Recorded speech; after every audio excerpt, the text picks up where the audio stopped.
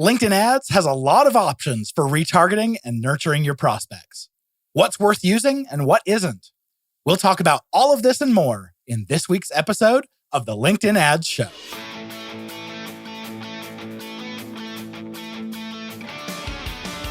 Welcome to the LinkedIn Ads Show. Here's your host, AJ Wilcox. Hey there, LinkedIn Ads fanatics. You're probably aware that retargeting ads are some of the most powerful ads that you can run, and also one of the cheapest. It's kind of like a digital marketing superpower. So LinkedIn has had retargeting since 2017, but I've never really been all that hot on it for reasons that we'll get into today. But in the last few years, LinkedIn has given us some really great firepower for nurturing our prospects. We'll dive into the different retargeting and nurturing strategies that you can use even right now to get the best bang for your hard-earned marketing budget buck. First, let's cover the news because there's been a lot this week. In our account-based marketing episode, that was episode 56, we talked about the company engagement report. This is when you upload a list of company names into your matched audiences, and then you can click into them later to see which individual companies have been seeing your ads and engaging with them. Well, this was always really hard to share with your sales team or your ops team. And you can imagine how valuable that might be to get over to sales or get over to maybe your marketing or sales ops. Like, hey, these two companies are really engaging with our stuff right now. It might be a good time to reach out to them. Well, LinkedIn announced this week that your company engagement report is now going to have a CSV export feature. So now you can download this into Excel and send it around to whomever you'd like. About 2 weeks ago, LinkedIn announced that they acquired an Israeli company called Oribi. LinkedIn's own words, they said, through the integration of Oribi's technology into our marketing solutions platform, our customers will benefit from enhanced campaign attribution to optimize the ROI of their advertising strategies. This means that our customers will be able to more easily measure website conversions with automated tags and code-free technology, as well as build more effective audiences, all in a way that is privacy-first by design. What this tells me is this is a technology that's going to help us with attribution and conversion tracking, basically a lot of the stuff that we're losing as cookies go away. So it all sounds really good on the surface. I'm really excited to see what LinkedIn does with it. Also, I'm sure you've all felt the same pain that we have, which is when you go to select an industry in LinkedIn's company pages or even on your personal profile, the choices were very limited. I think there were only something like 26 different industries that you could choose. Correct me if I'm wrong on that. Well, something that is absolutely fantastic, LinkedIn reached out and said, hey, we're expanding our number of industries that you can claim to over 400 different industries. If you are using industry targeting, this may be a huge help to you. But LinkedIn, and I know you listen, I have a huge ask for you on this one. I noticed when going through all of the new industries that we could select, we couldn't select SaaS software and we couldn't select B2B. Those are two that for the longest time, I've really struggled to figure out how we can effectively target SaaS companies on LinkedIn, as well as those who are B2B versus B2C. If there's any way that we could get those somehow wrapped up in our targeting or in company page classifications, that would be amazing. You should be able to go right now and start typing any industries that you think you might want to claim within your company page, and LinkedIn will auto-populate some of the options there. If you're curious about all 400, a friend of the show, Brenda Meller, has created a post on LinkedIn that lists out all 400 of them. So we're going to go ahead and link to that in the show notes below. If you're curious to check out all the options, definitely check out her post. And Brenda, thanks for putting that together. That's a great resource. And then a note from LinkedIn that in June of this year, 2022, the new industries are going to be released into Campaign Manager, and we'll be able to view or add these new options to any campaign. Excellent news that we're excited for. All right, excited to jump into retargeting and nurturing. Let's hit it. First, I think we have to touch on the principle of what nurturing and what retargeting are supposed to be. The concept here is that it usually takes about 7 to 10 touches with a brand before someone will add the brand to their consideration set, where they'll actually consider doing business with you. We know that people need multiple touches with your brand to get them into the funnel. We also know that a lot of us on LinkedIn are doing this with products and services that are extremely high consideration and high cost, which means more and more people have to be involved in this purchase decision. We call them the purchase committee. And so you start looking at, okay, everyone needs 7 to 10 touches, and there's quite a few people here within the buying committee. And so now we're talking about needing a lot of touches on these people in order to secure them wanting to do business with you, or at least considering. So what is a touch? Well, in my mind, a touch is any time that someone has some sort of an experience with your brand. That could be as low as they saw an ad on their screen and just took note of it and moved on. Others might be they've downloaded an asset of yours, or they visited your webpage and clicked around. I'm wondering how many times you have ads on your prospect screen that they haven't even taken note of. They've just scrolled right past. So in that case, we certainly couldn't call an impression a touch. Just because LinkedIn charges you for an impression doesn't mean that it actually sunk in for your prospect. I like to talk about someone's know, like, and trust factor. If someone's going to do business with you, they need to know you, like you, and trust you. So think about how you build your know, like, and trust factor for any brand out there. Which brands do you absolutely love and are you a huge fan of? Which ones will you support publicly without needing to be compensated in some way? Think about how you can copy those things that brand has done for you to your own marketing so you can be doing that for your prospects. An example of how this principle works for me, about 10 years ago, I was really into Twitter. It was really heating up. I was having great conversations and getting a lot of value out of it. But I also noticed that a lot of my friends and industry colleagues would share content on there. But being a very busy professional and not having the time to read every single article that came through my feed, I set a rule for myself that was, if any 1 or 2 times that content was posted in the feed, I wouldn't worry about it. But if I saw 3 or more of the people that I follow all reference the same article or topic, I would take the time to go and actually read it and research it. What I was doing is relying on multiple sources to share something before I found it worthy of my time. I think the same rule applies like if you talk about popularity in high school. So if you can imagine one person in high school walking around and telling everyone, "Hey everyone, I'm popular," and they say it 1,000 times, that doesn't actually help you believe it. In fact, you might actually believe that person is the epitome of uncool. On the other hand, if you hear from 1,000 different students that this one student is really cool, she is the coolest girl at school, and even if the people who are talking about it are not the people that you trust, you hear it from enough sources, it starts to really sink in. So we know that when we hear about brands from multiple sources, it's going to help improve our know, like, and trust factor with that brand much faster than if they just keep seeing you from exactly one source. In B2B, we know that someone is probably not yet ready to convert at the bottom of the funnel the very first time they hear about your brand. So then it requires you to continue to warm up that prospect all the way from when they are cold and maybe have never even heard of you before until they are warm enough that they're ready to convert at the bottom of the funnel and become a customer, or at least get a proposal or consider talking to someone. That ability to warm someone up is something that we can do through continued advertising, but it's especially powerful when we talk about retargeting those prospects. The lazy marketer will do this by just showing the same ads over and over to the same prospect. And to me, that's the equivalent of the one person in high school walking around and telling everyone how popular they are. It's not going to be believable. On the other hand, if that prospect is seeing you certainly in the LinkedIn feed, maybe they see you across multiple different ad formats. Maybe they get a message from you inside of their sponsored messaging.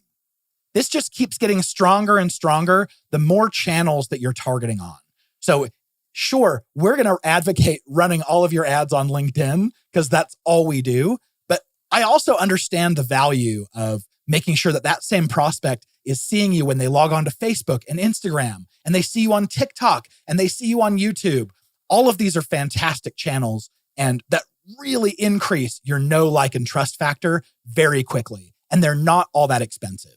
Your job as a marketer is going to be, what are the offers that I can come up with that are going to warm someone up and get their attention and nurture them, and maybe even help identify what sort of problems they face so that we can keep solving those in the future.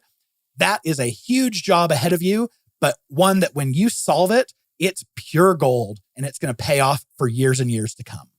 And as you're retargeting and nurturing your prospects, it's important to understand that if you have an offer or ads that aren't performing or aren't converting, then you constantly need to be introducing new offers, and you constantly need to be shaking things up. So first off, let's talk about all the retargeting options that we have here on LinkedIn. First off, we have website retargeting. And this is the one that came out in 2017, which I was really excited about, but it ended up really deflating my sales just because there were so many weaknesses with it. So first off, when you're retargeting just on LinkedIn, you're showing ads to people only when they're on LinkedIn. And as we know, LinkedIn isn't the platform that the majority of your prospects are spending lots and lots of time on every single day. So that makes it a little bit weaker. If your goal of retargeting is to stay top of mind and stay in front of your prospects, then if you're only doing it on LinkedIn, you're leaving a lot of money on the table. When website retargeting first launched, LinkedIn said that those audiences would only store for 90 days. And it turns out there was a little bit of an internal mistake where they were actually storing those audiences for longer. It was more like 180 days, which is right on par with Facebook, actually. But when I first saw 90, I went, man, we're spending a lot of money on our LinkedIn traffic to retarget it and know that when we add someone to an audience and it's only going to stick around for 90 days before rolling over, it doesn't get me excited enough to actually go and do something about it. Then there was the issue of costs. We were paying $8 to $12 per click. And then when we used LinkedIn's retargeting, we were still paying like $4 to $8 per click, sometimes even more.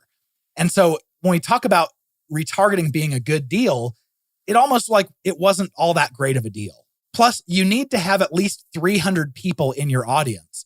So if I am doing a retargeting audience based off of just people who've clicked on my ads, I have to pay for at least 300 people to make it to my landing page or to my website to cookie them before I can even start advertising. So it was kind of a large hurdle to get over for the smaller advertisers, for sure. The larger advertisers, no problem. I mean, you get 300 clicks in pretty short measure. But for a smaller company or a smaller spend where 300 clicks per month would be a lot, it makes it a lot harder. So all of that to say that LinkedIn's website retargeting was never all of that great of value. But now we add to that the fact that LinkedIn's website retargeting is all based on cookies. And after the iOS 14 update, when all Apple devices stopped storing third-party cookies, we looked at it and said, oh, there goes half of our traffic. Maybe this isn't all that great. And then add that to the fact that here in the next 6 to 9 months, Chrome is probably going to be treating cookies the same way. So now there goes the other half of your audience.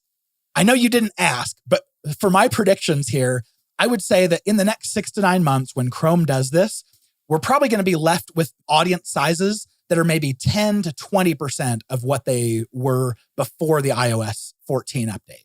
And this for sure isn't a good thing. That means that our retargeting audiences that we've built are just a 10th or maybe a 20th as effective. But I don't want to paint a picture of all doom and gloom here. For the future, maybe this isn't going to be a great long-term avenue for you, but in the short term, realize that there may still be some value left. There's nothing stopping you from right now, even if you haven't started yet, go and start building up your LinkedIn website retargeting audiences and get use out of them while you can. Make hay while the sun is still shining. Okay, so that's website retargeting. Then there's something actually really exciting, which is event retargeting. So you can imagine with website retargeting, the technology that we're relying on is that when someone visits your website, your insight tag fires and it communicates to LinkedIn who that person is. It allows LinkedIn to see, based off of the cookie in their browser or on their computer, if they are a LinkedIn member. And if they're logged in, LinkedIn can recognize them. Then LinkedIn will make a note that that person has indeed visited your page. And now they can put them into some kind of a retargeting audience. This is all based on the fact that LinkedIn, as a third party, has to be able to identify who someone is on your website, and privacy concerns are going to make that a lot more difficult. But whenever someone takes an action on LinkedIn.com, of course LinkedIn knows. That's called event retargeting. So you can imagine someone is logged in, LinkedIn knows exactly who they are, they see one of your ads, they click on it, they convert on it, they watch a video. All of these things are things that LinkedIn can tell immediately. They know exactly who, they know exactly when, and as long as they have the server space on the back end, they're able to track this. This type of retargeting has been going on for years and years on Facebook. Facebook has pioneered it, and it's so good over there. LinkedIn has been rolling out some of these events that you can retarget over the last several years, and honestly, they just keep getting better and better. And the most exciting thing I can mention is that LinkedIn just barely released a new one that is actually the most powerful of all of them. So we'll get to that here in a minute. Make sure you stick around. So here are some of the events that we can retarget. We've been able to retarget those who have submitted a lead generation form. But we can also separately track those who have opened a lead generation form. So that means they have taken enough of an action on an ad that it would trigger the form dropping down. So even if they didn't actually fill out and submit the form, you're still getting something from them, which is pretty exciting. But you might say to yourself, man, that's a pretty big commitment for someone to actually engage with an ad like that, like they want to convert. We're not getting very many people into our funnel. Okay, I understand you there, and it's a very valid point. Okay, what about this? We've been able to target people who have watched at least 25% of a video ad. That's pretty cool. So you have these video ads out there. It's a little janky and difficult to set up for sure, but you have all these videos marked as if someone watches at least 25% of this, add them to this audience. Okay, I can still hear you saying, yeah, but 25%, if I have like a 3-minute long video, again, I'm capturing next to no one, only those who are sticking around for 25% of that. Okay, so this one's a little bit more exciting then. What about those who have visited your company page? Anyone who's visited your company page, you can add to a retargeting audience. And that, I think, is a lot more exciting, for sure. Okay, at that point, you may say, all right, well, company page, that means they haven't necessarily interacted with any of my ads. They could have gone to a company page a different way.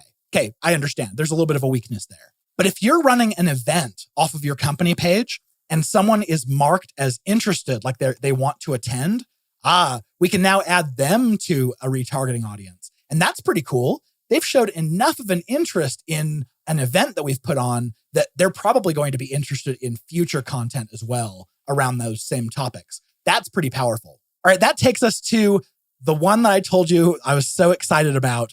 This is the one that just rolled out. This is single image ad interactions.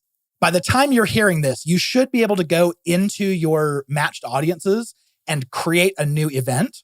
And then if you see single image as one of your options, you know you have this. I think it's rolled out to everyone at this point, but if not, just wait a couple weeks. But as you set this up, you have two different options. You can, one, retarget anyone who had a paid click interaction. That means they took an action that if you were paying by the click, you would have gotten charged for. If that's a website visits campaign, that's going to be someone who clicked on your link, which is pretty cool. Because like we talked about with website retargeting, it's pretty weak when you are sending someone to your landing page and then you know that maybe only 10 to 20% of the people who make it to the landing page are even going to make it into that audience. Add to the fact that if your page loads slowly, some people may bounce after they've clicked, but when the page doesn't load as fast as they were hoping, then they just leave. So you're left with almost no audience to be able to retarget.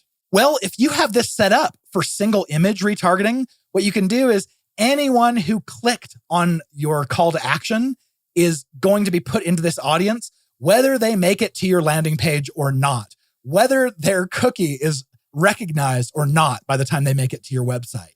So this makes it ultra powerful to be able to retarget those who have clicked on your ads. That is really cool in my opinion. But then they've stepped it up even one more degree. This is a lot closer to where Facebook has it. If you're running a single image ad, you can retarget anyone who had any sort of interaction on that ad. That means a like, a comment, a reshare. They've clicked on your company page. Maybe they've followed your company page from there. This is extremely powerful for noting whether someone has had truly some kind of a touch with your brand. We're doing quite a bit of testing around the single image interaction and click retargeting, so I'm sure we'll have more to share with you later. Let's move on to another retargeting option that we have called matched audiences. Now, website retargeting is technically part of matched audiences, but the part that I get most excited about matched audiences for are the lists that you upload. So this is where you can take a list of people who maybe have converted already on your website, and you can upload them to LinkedIn and target them. You can also upload company lists and narrow your targeting on those companies to get just those who have had some sort of an interaction with your brand in the past. Where you upload a list of contacts, we'll call that contact lists. And there's lots of different ways that you can treat these. You might break up your contact lists by what stage of the funnel they're in. For instance, if you have a list that you know are all cold contacts, maybe they've had some sort of minor interaction with your brand, or maybe they haven't had any sort of an interaction and you want them to have an interaction with your brand. Then what you can do is upload these into a campaign and you can promote a more top of funnel type of offer, something to get their attention and get them to have a positive view of you. Then, of course, if you have a list of prospects who are maybe a little bit further down the funnel, maybe these are those who've converted in some way, you can show them maybe more of a mid-funnel type of offer. And then maybe you have another list that are further along down the funnel. Maybe those who they're already in contact with your sales team. Maybe you've already given them a proposal and you're hoping that this deal closes. Well, maybe you can either promote to them a more bottom of funnel type of offer or just stay in front of them long enough to help them make that decision as they're talking to their buyers committee. The kinds of lists that you can be thinking of if you're not quite sure what you can grab a list of your competitors. You could grab a list of your current customers. You could get a list of your past customers. Like we talked about, you could have a cold list of prospects. Maybe you're presenting at a show and the show will give you a list of the people who've signed up to attend. Maybe you have a warm opt-in list that you can upload and work with. Maybe if you're using a software like HubSpot that has a direct integration into LinkedIn, you can have a dynamic list where as someone is added to your CRM, they're automatically added to some sort of a list for retargeting or nurture on LinkedIn. When you go to upload a list to LinkedIn, a contact list, one of the things that they have is an offline events list option.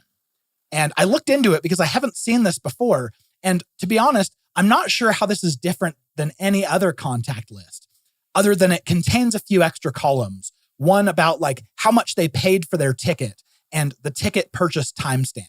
Because this is an offline event where LinkedIn wouldn't have any sort of vision into it, I'm not quite sure what value you would get out of matching these details because LinkedIn won't know how much someone paid for their ticket or won't know when a ticket was purchased.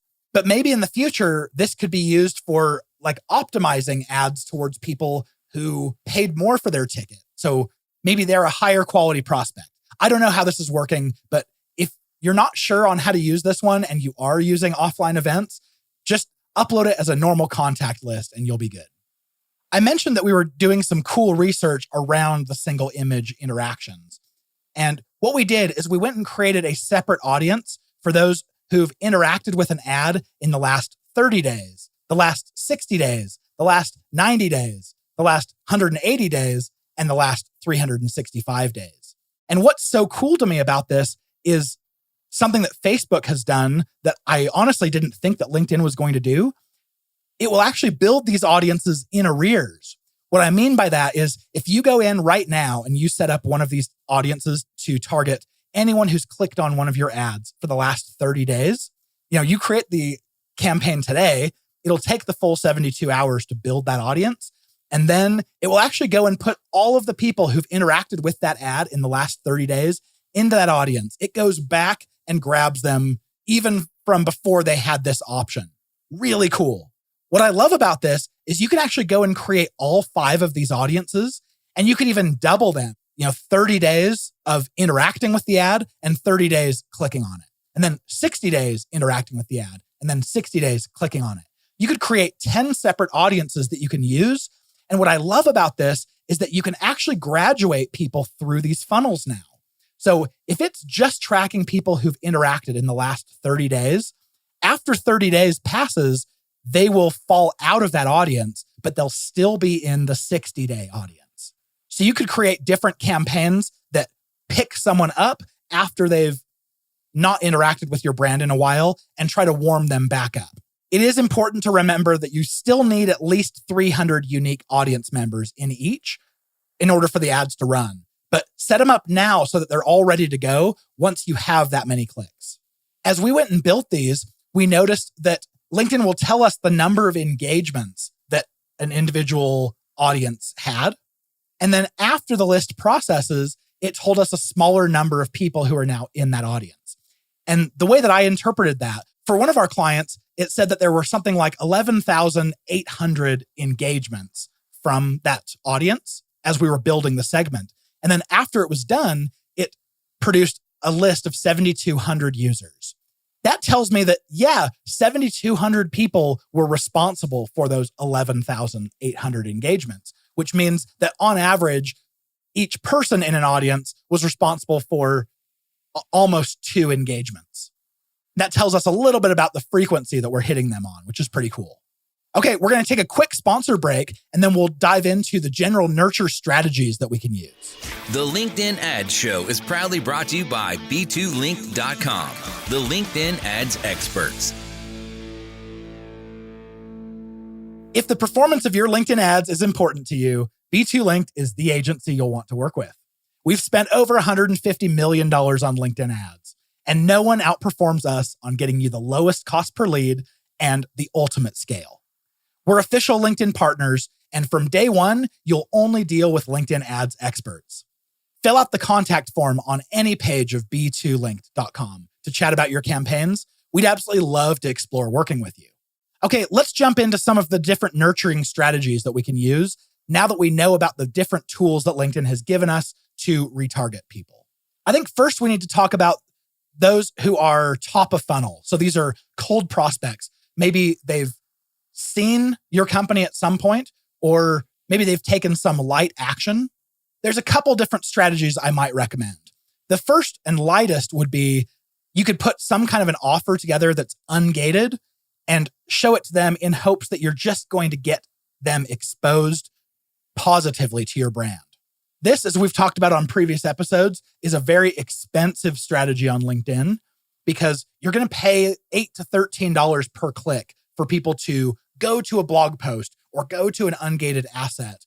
And there isn't a great way of staying in front of them on other platforms. We know if you sent them to a landing page and you're retargeting on Google and on Facebook, and you've got your LinkedIn retargeting set up, then you'll have a better chance, but it won't be bulletproof for sure. All of those clicks will add up to something where you're not even asking them to convert. So you may not have that vote of knowing whether or not this is working because you're not seeing conversions come in.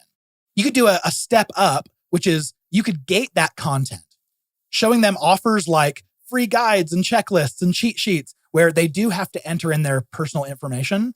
And this tends to be one of the strategies that we recommend the most for newer advertisers. And then you could take some of these event retargeting as well as your website retargeting and show similar offers, or maybe even the same offer to those who haven't converted. And this is even stronger because of that new single image event retargeting, because we can target those who clicked but didn't convert, especially if it's like a lead gen form. And if they need more warming up, you can always promote a more top of funnel or middle of funnel offer before jumping into a bottom of funnel offer. So what I mean by this is, let's say that you are running someone through a 3-stage funnel. So there's a top of funnel piece of content like a free guide. Then the next offer they're introduced to might be something a little bit higher engagement, like join a webinar or an online event. And then your final step in the funnel might be talk to someone, set up a call, get a demo. Well, if you're running this and you notice that your sales team is talking about these being low conversion rate from MQL to SQL, or the leads just aren't ready yet, you could always insert one more step in there. You can say, okay, we're going to try 2 top of funnels, or we're going to try a top of funnel and then 2 middle of funnel offers before jumping them right to that bottom of funnel. Now, I have to tell you, this is absolutely revolutionary that we can do this on LinkedIn. We didn't used to be able to create these bulletproof funnels, but now we can. We can start building these audiences of just those who've interacted with certain content. It's way cool. The kinds of offers that you might consider for cold audiences might be something like a blog post or an infographic that are ungated. Or the kinds of things that might be gated could be things like a free checklist or cheat sheet, a guide, an ebook, maybe even something like a webinar or an in-person event. Those are getting a little bit more high engagement and high friction. I get asked a lot about case studies, promoting case studies, either for the middle of funnel or top of funnel or even bottom of funnel. And what I do is I split case studies into 2 different camps because there's 2 different really kinds of case studies. I have one that is more of a sales piece, and then one that's more of a guide. So if you look at your case studies and you say, oh, what this is really saying is, look how awesome my company is because we've had this success with this awesome client, then that's a sales case study. And I would say that is already very bottom of funnel. You're not going to want to gate something like that near the top or middle of your funnel, because the only time someone would actually be interested in that kind of content would be if they're already considering doing business with you and they just want some proof that you are legit, that you are who you say you are. But if you have a case study that's very much like, hey, here's the problem we faced, and here are the concrete steps that we went through in order to get this outcome, and here's the outcome we had, and here were the things we tried and the things that didn't work and did work, and now you can follow this exact same guide and get exactly the same outcome. You could still call it a case study, but I might also call it a guide or a checklist, and that is actually going to be valuable for everyone, even top of funnel.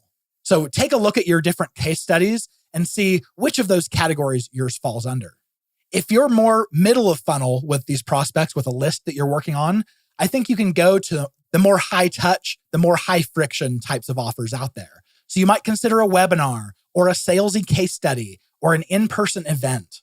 And then when you get to the bottom of the funnel, that's obviously when you earned your spot to be able to ask them for things like talk to a sales rep, buy now, take a free trial of your software. Really anything that earlier stages in the funnel, they're not going to be ready for yet. So maybe you're thinking to yourself, hey, AJ, should I be setting up some sort of a retargeting campaign on LinkedIn? Should my company be nurturing? The answer is absolutely. I don't care who you are. Everyone should be running retargeting in some form or another. There's no excuse not to at least get it setting up and building audiences. So even if you're not ready to use them right now, you can still use them in the future. Remember, with those website retargeting audiences, if you don't have that set up now and gaining audience members, every day that you put off doing that, you're losing people in your audience.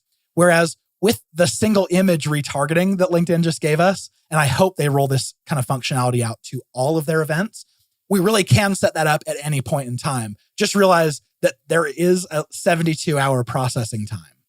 So now we have this ability to run people through sequences. We can sequence them by how long ago they committed some sort of an action, and then graduate them to the next step once they've either taken a certain action or it's just been longer than 30 days or whatever.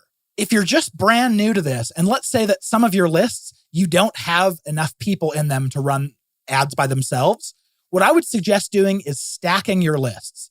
What you might say is, in one campaign, one beautiful retargeting campaign, you're going to have anyone who's watched at least 25% of your video ads. And then you add to that anyone who's opened a lead gen form. You can also add company page visitors, and you can do this until each segment of your audience is large enough to run on its own.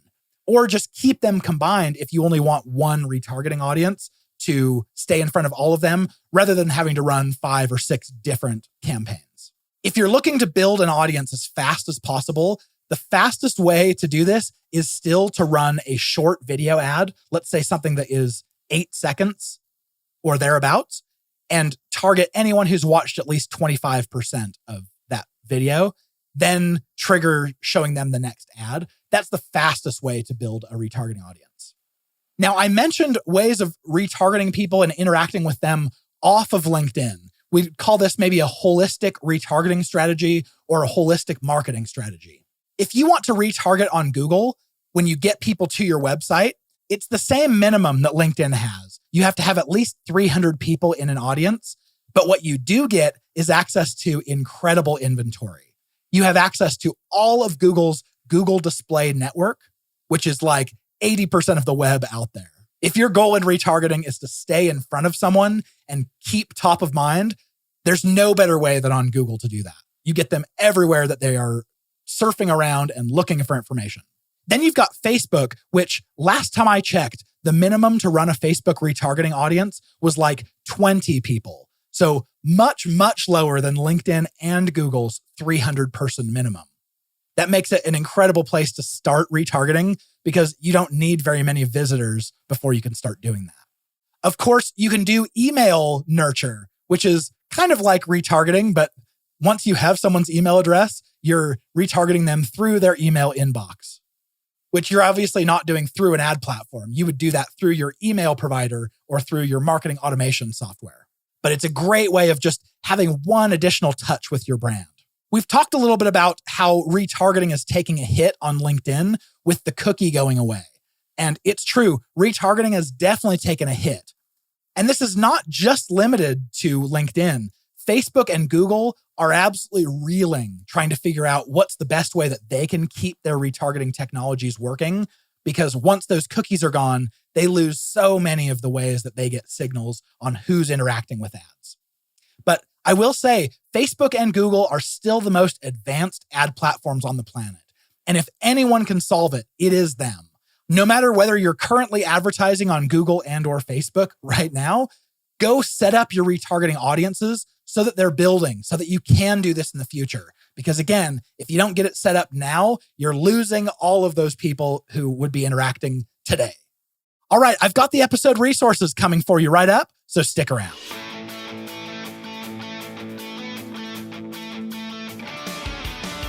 Thank you for listening to the LinkedIn Ad Show. Hungry for more? AJ Wilcox, take it away.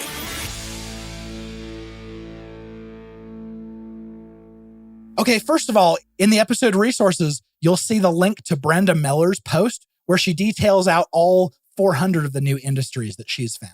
If you're curious to see what's coming or what's already there, go check out her post. You'll also see a link to LinkedIn's announcement about the Oribi acquisition. We've also covered quite a bit about the company engagement report, but you'll also see a link there where we pulled that information about being able to export those to CSV. And then finally, with all of these new updates to pages, including the new industries, you'll see the link to LinkedIn's announcement about all of the new pages, features, and updates. If you or any of your colleagues or friends are trying to learn LinkedIn ads, definitely check out the link to the LinkedIn Learning course that I did with LinkedIn. Ooh, saying the word LinkedIn a lot. You'd think I'd be used to that by now. Anyway, check out that link. It is by far the least expensive and the highest quality training that there is out there. And of course, it is LinkedIn recommended. And however you're listening to this podcast, please look down and hit that subscribe button. If you're listening to us on our YouTube channel now, since we started publishing to YouTube, definitely follow the channel for new updates there. As soon as YouTube lets us actually run our own podcast channel through it, we'll be set up on that as well. You've heard me say this a lot, but I want you to think really hard about if you've done it. Please rate and review the podcast. I'd absolutely love to shout you out live on the episode. And of course, anytime that you rate and review, it really does help us find new members who are also LinkedIn Ads pros who are looking to do this better. With any suggestions or questions about the podcast, feel free to reach out to us at podcast@b2linked.com. And with that being said, we'll see you back here next week, cheering you on in your LinkedIn Ads initiative.